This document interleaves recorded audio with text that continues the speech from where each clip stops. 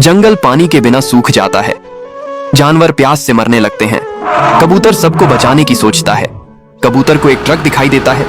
कबूतर को ट्रक से एक फावड़ा मिलता है। कबूतर देर किए बिना एक नाली खोदने लगता है। नाली खोदते खोदते कबूतर एक पहाड़ तक आ जाता है और वहां एक गड्ढा खोदता है और बहुत सारा पानी निकलने लगता है। अब नाली से होता हुआ पानी जंगल पहुंच जाता है। सारे जानवर पानी पीकर अपनी जान बचा लेते हैं। जंगल हरा भरा हो जाता है, लेकिन कबूतर रोने लगता है। फिर लाइक सब्सक्राइब नहीं किया।